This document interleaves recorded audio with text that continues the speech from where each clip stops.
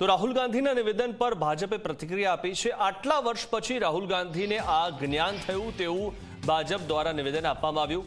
કોંગ્રેસનો આ આંતરિક મામલો છે, યજ્ઞેશ દવેએ વાત કરી છે।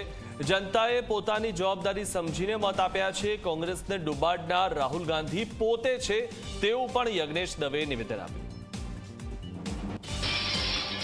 કોંગ્રેસનો આંતરિક મામલો છે। રાહુલ ગાંધી કોની પર શું શંકા કરે, શું ન કરે એ રાહુલ ગાંધી અને કોંગ્રેસે વિચારવાનું છે। પરંતુ એક સામાન્ય માણસ તરીકે જો આપણે વિચારીએ તો કોઈપણ પક્ષનો નેતા જ્યારે પોતાના પક્ષના કાર્યકર્તાઓને ઉપર શંકા કરતા હોય, પોતાના પક્ષના કાર્યકર્તાઓને આજે હેલફેલ પ્રમાણે બોલતા હોય તો એ પક્ષની અંદર કઈ રીતે એના નેતૃત્વને એમના કાર્યકર્તાઓ જુએ, એ કાર્યકર્તાઓ પણ વિચારે છે।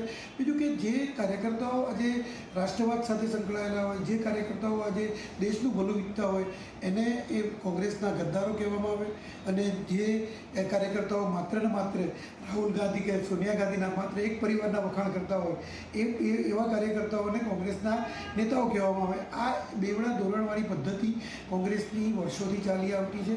એટલા જ માટે આજે કોંગ્રેસ 145 વર્ષના ઇતિહાસમાં સૌથી નીચામાં નીચા સ્તરે આવી છે, અને રાહુલ ગાંધીએ, સોનિયા ગાંધીએ અને એમના નેતૃત્વએ વિચારવાની જરૂર છે, નહીં કે કાર્યકર્તાઓએ વિચારવાની જરૂર। તો નારી શક્તિની વાત